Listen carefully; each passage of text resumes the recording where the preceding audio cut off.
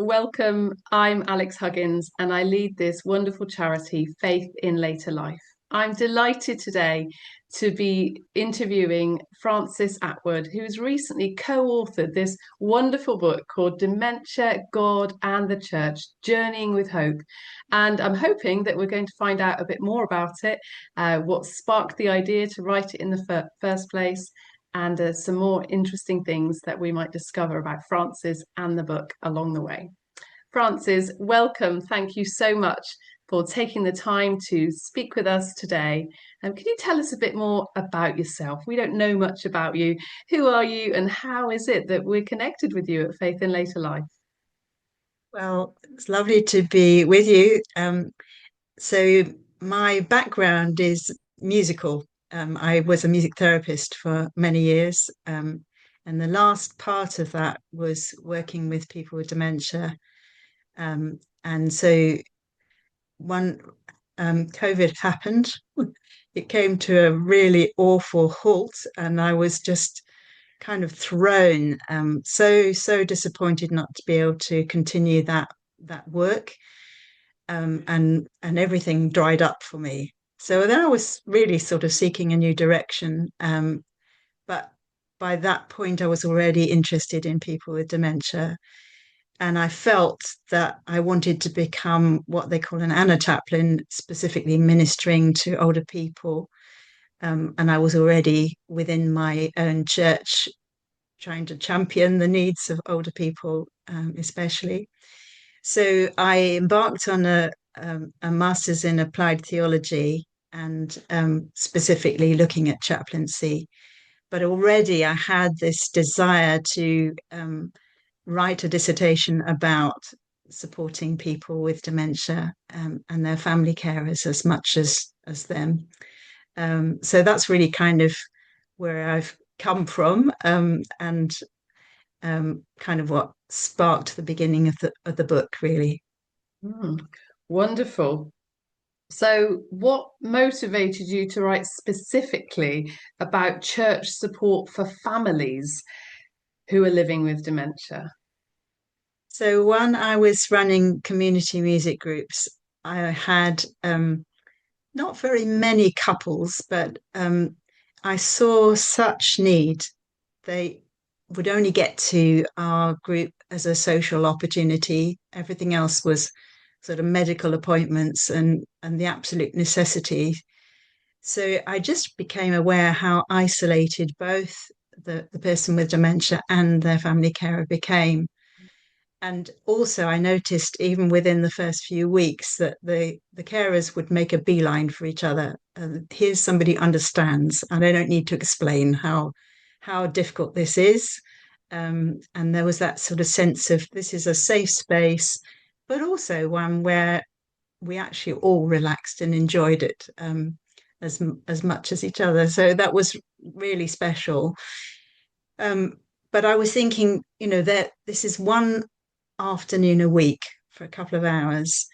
The rest of the week, there's maybe nothing. And I thought we have churches in every community throughout the land. Surely we can do more, to support these families. So that really sparked my interest and desire.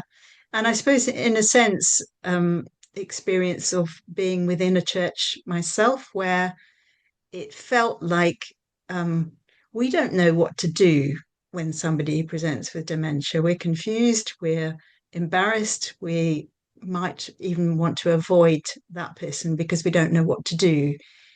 So that sort of sense of we need churches to understand more and to to feel confident about how to offer support. Yes.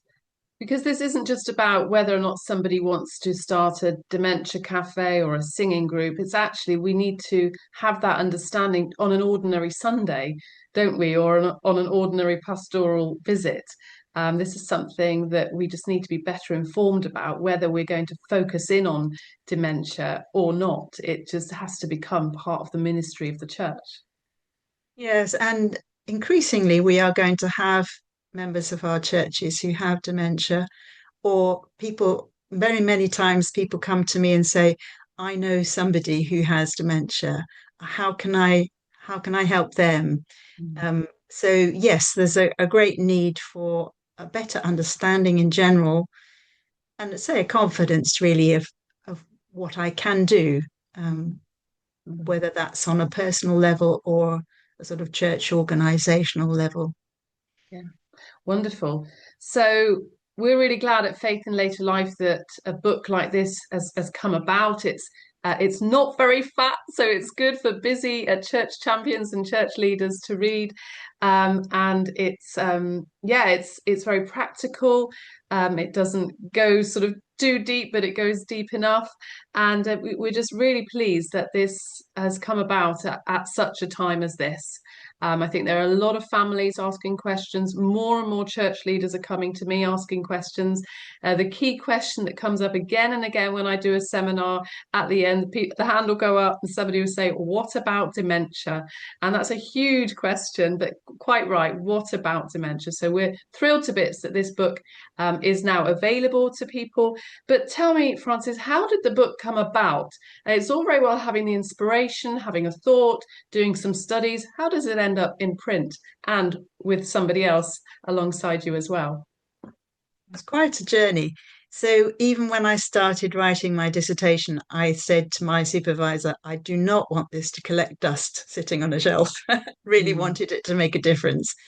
So she said, okay, as long as it's of a good enough quality, I'll be supporting you to get it published in some way. Well, So I was finishing off. I did research, so asking people questions directly, people with dementia, their carers, and church leaders. So I had a good sort of body of evidence, if you like, to support the book.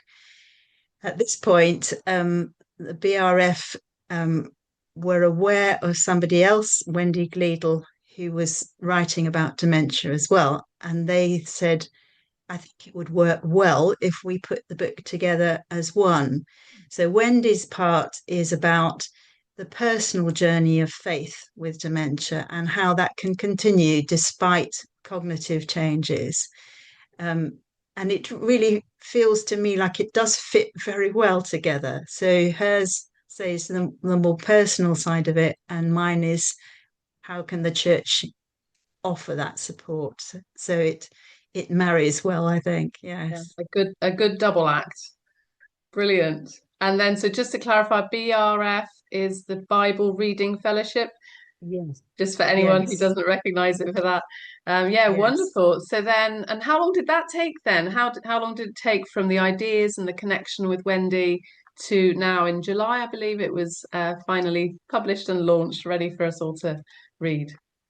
So, we have both been writing dissertations, um, and trouble is when you've been immersed in a subject so long, you kind of get to the point where you don't know what you're writing anymore because you've revised it and edited it so many times over. So we both said, well, we want to submit it now. Mm. But the publishers said, well, we have particular seasons when obviously Christmas, Easter, we're concentrating on particular publications. So it won't be a couple of years until it comes into print, which was Wow. a long time. Yeah. But I think we were very happy with that process, really. And I think um, it's interesting. I'd never been through the journey of being published before, so interesting, sort of seeing the other sides to it. How what's the right place, as it were, to market it, and who is it going to appeal to most? So yeah, quite a long journey, but Yeah. yeah. But here we are, which is brilliant. What is it you hope that the book will achieve? What's the dream for you here? What do you hope for? So I think three things really. One is that we really encourage people to have hope. There's Mm. such really gloomy language around dementia. And I'm not saying it's not a difficult condition, it really is, but there is hope. And I really feel that both our parts of the book are trying to put that across. So I would really hope that people receive that. And whereas perhaps somebody's just had a diagnosis and feeling, oh, this is the end, it's not. And there are things that I hope will really encourage. Mm. I think for me personally, I would love to see that it challenges churches gently to do something more.